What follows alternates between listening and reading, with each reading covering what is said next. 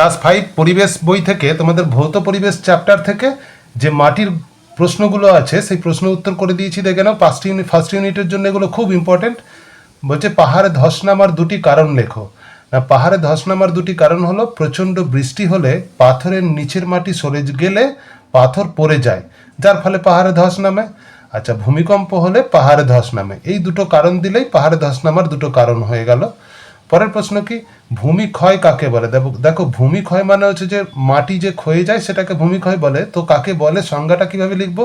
ঝড় বৃষ্টিতে মাটি সরে যাওয়াকে বলে ভূমিক্ষয়, কারণ ঝড় হলে এবং বৃষ্টি হলে মাটি সরে যায়, এটাকেই ভূমিক্ষয় বলে।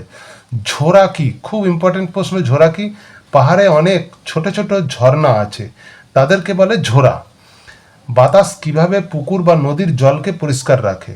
দেখো, পুকুর এবং নদীর জলকে পরিষ্কার করার জন্য বাইরে থেকে কিছু দেওয়ার প্রয়োজন নেই।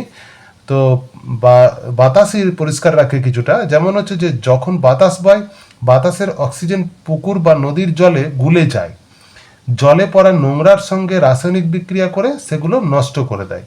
এভাবে জলকে পরিষ্কার রাখে। খুব সুন্দর করে সহজ ভাষায় লেখানো আছে, তোমরা খাতায় লিখে নেবে। পরের প্রশ্ন, একটি রাসায়নিক বিক্রিয়ার উদাহরণ দাও। তো বইয়েতে দেখবে রাসায়নিক বিক্রিয়ার উদাহরণ আছে, খুব ভালো প্রশ্ন একটা পরীক্ষায় আসবে। দুধে লেবুর রস দিলে দুধ কেটে ছানা হয়ে যায়, এই ছানা থেকে আর দুধ হয় না। এটি একটি রাসায়নিক বিক্রিয়া। এটা একটা রাসায়নিক বিক্রিয়ার উদাহরণ হলো। তো এখানে পরের প্রশ্নটা বলা হয়েছে, লেবুর রসে কি থাকার জন্য দুধকে ছানায় পরিণত করে? তো দেখবে দুধেতে যদি লেবুর রস দিয়ে দেওয়া হয় তাহলে দুধ কেটে ছানা হয়ে যায়। তো লেবুতে কি এমন আছে যার জন্য ছানা হয়ে যায়? না, লেবুতে সাইট্রিক অ্যাসিড আছে, সেই সাইট্রিক অ্যাসিড দুধকে ছানায় পরিণত করে।